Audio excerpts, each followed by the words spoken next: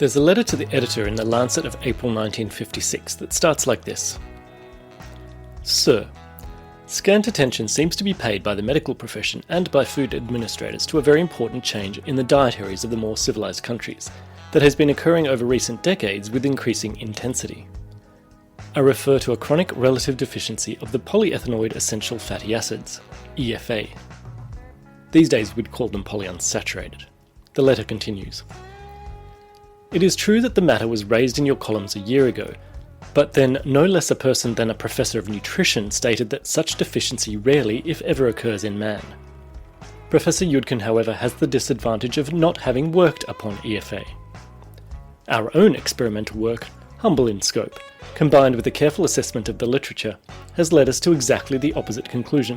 The causes of death that have increased most in recent years are lung cancer, coronary thrombosis, and leukemia.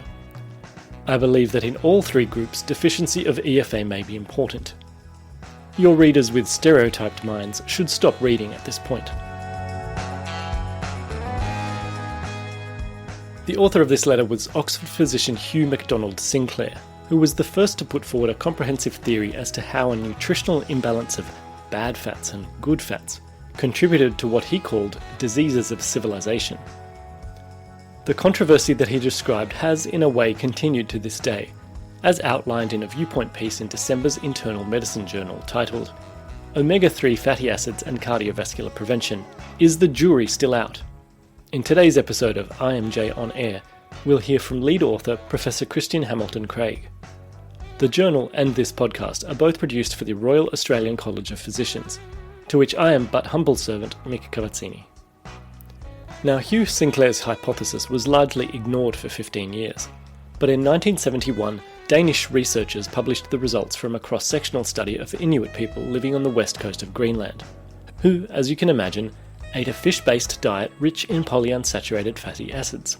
To quote from the abstract, the most remarkable finding was a much lower level of pre-beta lipoprotein and consequently of plasma triglycerides in Greenlandic Eskimos than in Danish controls.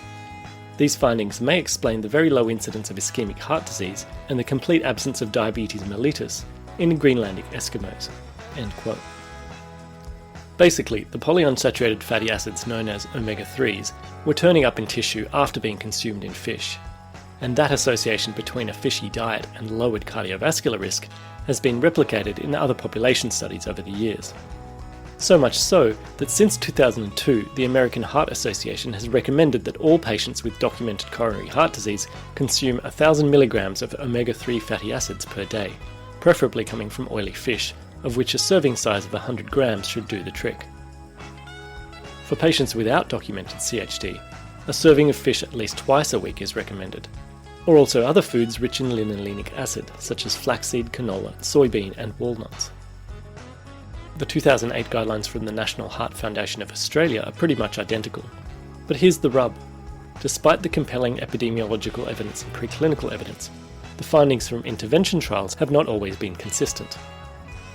From several large RCTs over the past 25 years, there have been just as many negative or neutral associations as there have been positive ones. Today's guest has tried to make sense of this in his recent IMJ review. But before we hear from him, let me hand you over to the journal's sub-editor for general cardiology and deputy editor-in-chief, Dr. Paul Bridgman. He practices at Christchurch Hospital in Aotearoa, New Zealand, and teaches at the University of Otago.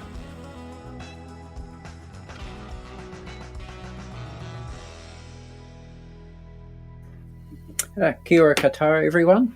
I'm Paul Bridgman. I'm here as an editor for the Internal Medicine Journal, and also as someone who feels he should eat more fish, and is trying to eat more fish, and is doing that on the basis not of a deep understanding of the academic literature, but because the popular press makes me think it might be a good idea. I'm delighted today to have Christian Hamilton Craig with us. Christian knows more about this than I do. He's recently published in the Internal Medicine Journal, the Journal of the Royal Australasian College of Physicians. Christian, you're with us from Noosa, I gather. Welcome. Thank you, Paul. I'm Christian Hamilton Craig. I'm a cardiologist at the University of Queensland. I'm speaking to you from Gubbi Gubbi country on the Sunshine Coast, where I work as a clinical cardiologist in Noosa. Thank you very much for the opportunity to speak. and particularly to my co-authors, Karam, David, and Steve Nichols, who know a lot more about this topic even than I do. And we enjoyed writing this article, which came together out of actually a lipid meeting where we were sitting around and musing about the controversies around omega-3 fish oils. And we thought, well, why don't we write a proper review article to inform both ourselves and others? Oh, thank you very much to you and the team, Christian. So I guess fresh fish and omega-3 are slightly different things. Can you start by telling us what is omega-3? Yes, so omega-3 oils are a group of fatty acids which predominantly comprise the plant-derived ALA, which is alpha-linoleic acid from plants, and then the two other important ones, which are EPA and DHA, predominantly derived from seafood. And the important point being that they are so-called essential in that they rely on intake with very little production within your body. And these two omega-3 fatty acids, EPA, which has 20 carbons, or DHA, which has 22 carbons, are very closely related and are predominantly found in fish and seafoods, and in some smaller amounts in some legumes and nuts, but not a lot. And there's a wide range of putative biological effects. Do you have a feeling for what you think might be the most important? Yeah, I think in high doses, triglyceride lowering is important, and so our patients that have significant hypertriglyceridemia should be treated with high dose fish oils. But that's slightly different group from what we concentrate on in this paper, which is use of fish oils or omega-3 oils for prevention of cardiovascular disease, both primary and secondary prevention. And that's a tricky group because there's been controversial or discordant findings in the literature. But we think that, or the literature proposes that high dose fish oils lower triglycerides. Well, they do, but they're also antithrombotic, somewhat anti-inflammatory. They do appear to have some membrane stabilization properties, which reduce arrhythmias in the post-infarct patients, and therefore is thought to improve cardiovascular outcomes, we think, but the jury is still out. So that is, I think you're correct. It's in the primary and secondary prevention of coronary events that is probably the area of widest interest here. Unlike dietary modification, we do have randomized controlled data with the omega-3s. Do you want to talk us through, first of all, the pros or the positive studies? Yeah, I'll be in brief. I mean, this area first came about with some early research on observing Greenland Inuit who had a very high marine intake of EPA DHA, which was then trialed in the Italian trial, the GCP trial in post-infarct patients, published in 1999, about 11,000 patients using a moderate dose of EPA DHA, so about 800 milligrams a day.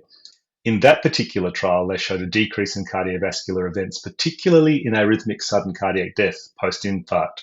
So we still think that's probably a useful group. And that's there was a quasi-randomized post-coronary bypass study that also had reduced outcomes. So that's a positive trial.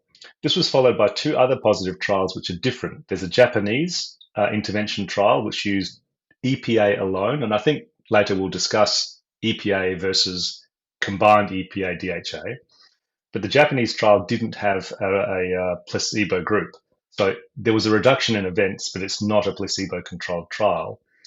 More recently, and I think more famously, there's the Reduce It trial, which is a big trial published by the large trialists group in America. And this used a so-called purified icosapentile ether EPA, which has just been approved by the TGA in Australia for clinical use. And it was high-risk patients with either coronary heart disease or at high risk, and they were given a big dose, 4,000 milligrams a day. And dosing is probably an important part of this story. So in that trial, there was a significant difference in the two groups, but we might come to why that is later, because there may be issues with the comparator placebo in that trial, which may have changed outcomes. So those three, the GCP, the Japanese trial, and the Reduce It, showed reductions in events, whereas Steve Nichols, co-author and just recent past president of the Cardiac Society, was the lead author of the Strength trial, which is a large trial using a similar dose, about 4 grams, but they had used a combined EPA DHA, so both types of oils. And in that trial, there was no difference. So it wasn't a negative trial; it was a neutral trial. And the combination of these evidence has left us scratching our heads a bit as to what the truth might be. Yes, Steve's group certainly went for a good dose in strength. What do you think the significance is that they included DHA as well as EPA in their active arm there? This is a personal understanding, and forgive me if the biochemistry is complex, but my understanding is that the EPA is also metabolized into DHA after ingested, when it's actually metabolized by the body. And the majority of action of fish oils at the membrane level is probably DHA mediated. So I'm not convinced that EPA alone is the answer, but I just don't think we have enough data to separate the two. So my personal practice is I use EPA DHA combined, because that's what you get in your average fish oil capsule, is a combination of the two oils. I'm not clear that the so-called purified EPA alone makes a huge difference for the cost, and the cost is not clear. They've just entered the market in Australia, and we don't have a clear price point. So I don't know. So I guess strength was a neutral trial. Yeah. I gather the confidence intervals may overlap with the reduce it. How do you put the two of them together? Yeah, I think that's true. So there is quite a nice meta-analysis looking at both strength and reduce it combined, and they do a forest plot, which is one of those sort of plots which have the confidence intervals, and they do indeed overlap. And if you look at the totality of evidence in a meta-analysis group of about 135,000 patients recently published, it suggests, but I guess not confirms, that supplementation with omega-3s does reduce the risk of major cardiovascular events by about 5%, and the risk of cardiovascular death by 6%. So reasonable improvement. So that's relative reduction. So I guess the absolute risk reduction is modest. So there's some controversy around which fish oils to use in which groups, but I think there's little controversy about dietary fish. And just to explain to the audience, about 100 grams of salmon, so a pink salmon, Atlantic or Pacific salmon, will give you about 1,000 milligrams of EPA DHA combined. And most pieces of salmon, if you go to a fish shop, is probably around the 200 gram mark, roughly. So it's a reasonable dose in fish, but not in white fish. So the type of fish you eat does matter. Perhaps we just come back to the placebo comparator and reduce it. I think many of the audience will know there's concerns that was a mineral oil placebo rather than corn oil. Do you know, Christian, if anyone's tried to unpick that and map through what the adverse effects on the surrogate endpoints might be, and looked at if it had been a corn oil comparator? Yeah, it's an unusual scientific situation where, for some reason, the trialist shows a mineral oil rather than a more neutral corn oil that was used in the other trials. And in this trial, there's a very elegant sub-study published fairly recently by Paul Ridker, showing that in the placebo group of Reduce It, LDL cholesterol went up, lipoprotein A went up, CRP went up by a large amount, 38%, interleukins, etc., went up.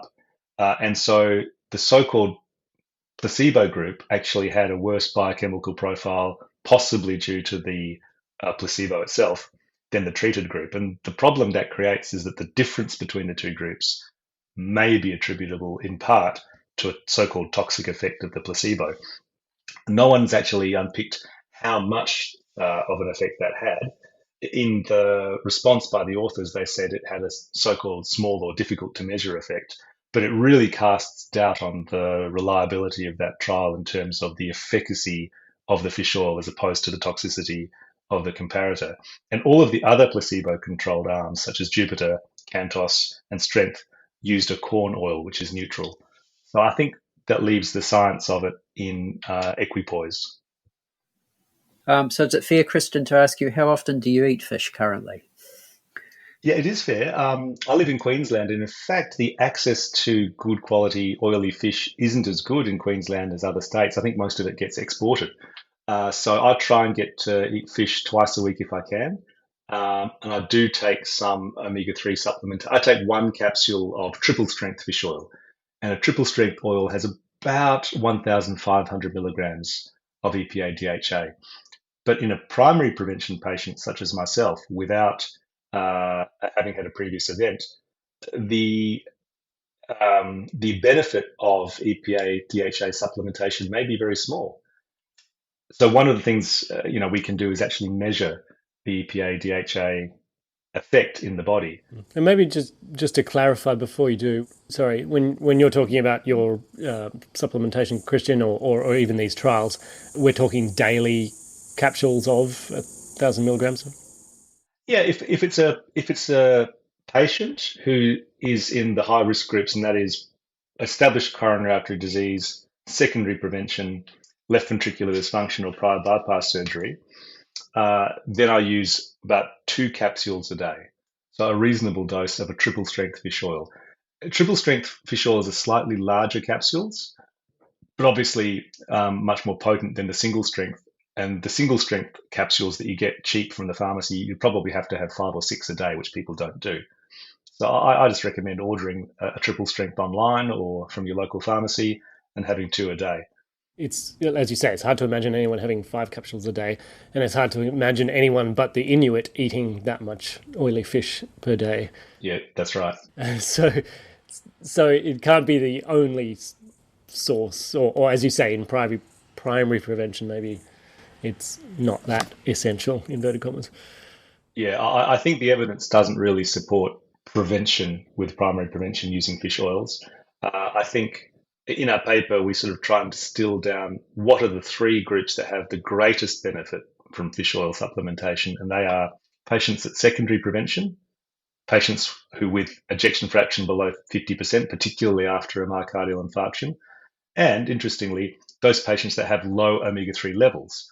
And so you can measure the omega-3 index in the red cells. It's like an HbA1c. It measures the amount of EPA DHA in the red cell membrane. And that costs about $100 by the major pathology providers. There's no Medicare rebate for that. And in selected patients, I will do that in those who are either at high risk and I want to know that the therapy is effective, or those who are not taking fish oil supplements and who I think have an inadequate intake, in which case measuring their level will confirm whether they will likely benefit from supplementation or not. And for the clinician, Christian, what's your cut point there for thinking that supplementation may be of benefit? If they're below 4%, then they definitely are at high risk, and your target is to supplement to a dose above 8%. My personal index was 7.9%, which I think is sufficient, and that's with intermittent fish and a little bit of fish oil capsules. So just to give you a rough idea. So I just have to ask a bit more about fish intake. Say you're a Queenslander, you can't afford salmon twice a week, or you don't eat salmon more than once a week. What other fish should our Queenslanders be looking at, Christian? Look, oily fish are defined as it's predominantly salmon and pink fish such as trout. The Australian Heart Foundation document from 2008 actually goes into the different types of fish that you can have. But a fish oil capsule is probably cheaper than fish. Fish is pretty expensive up here.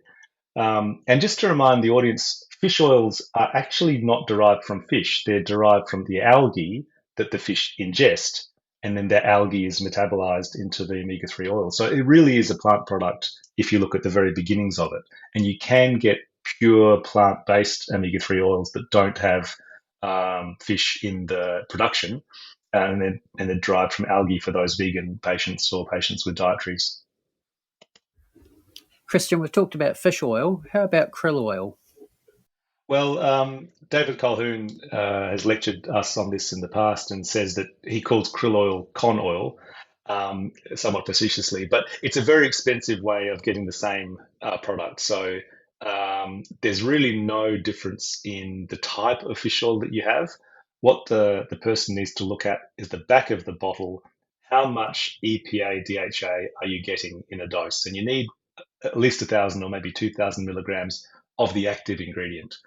And so I don't think that krill oil is necessarily the way to go. It's just a more expensive way of taking the same product. Okay. What else should we be asking you, Christian? Mick, do you have a feeling where we should go? I had a question. I only skimmed over the article. I didn't have a lot of time to pick through it, but the line in the intro that there is a rationale, the anti-inflammatory or reported anti-inflammatory or antithrombotic properties, lower circulating triglycerides, and something about how omega-3s keep vessels impermeable to plaque-forming lipoproteins. Is all of that evidence hard and fast? It's been observed, in clinical studies and then dug into in preclinical work.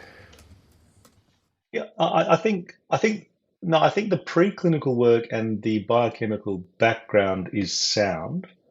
The difference between EPA and EPA-DHA is slightly unclear.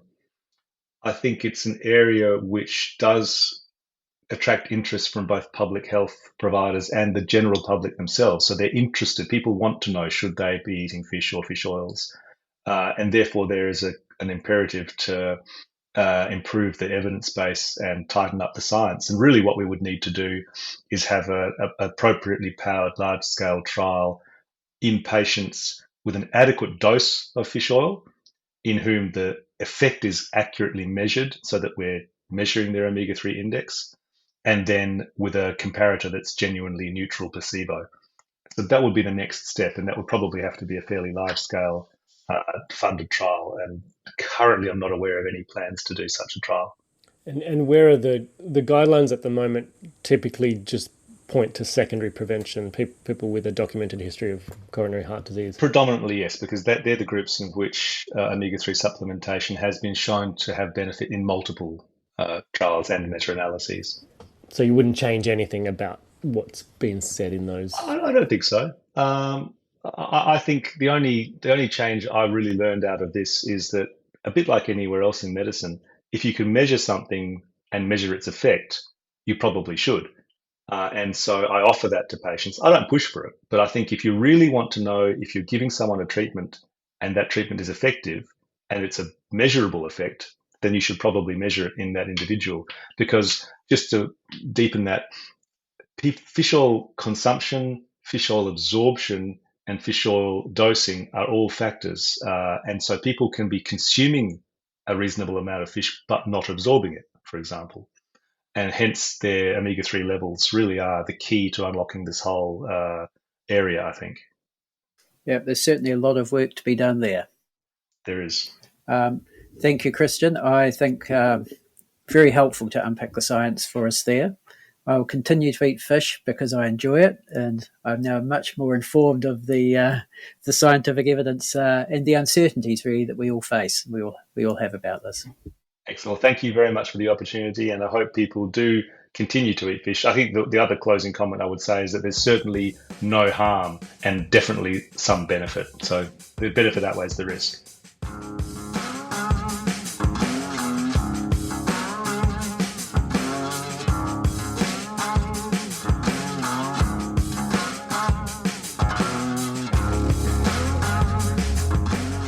Many thanks to Christian Hamilton-Craig for joining this episode of IMJ On-Air, and to Paul Bridgman for volunteering yet more of his time on top of his editorial work for the Internal Medicine Journal.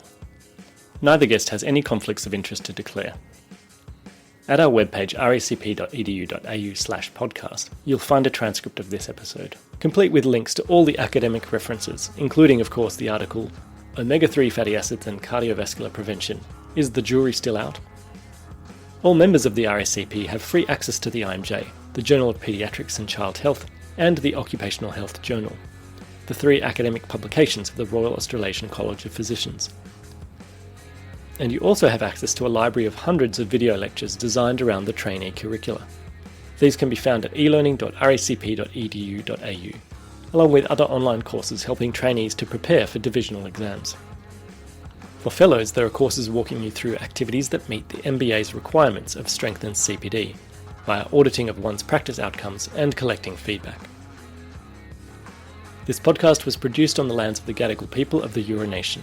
I pay respect to their elders past and present. I'm Mick Kabazzini. Thanks for listening.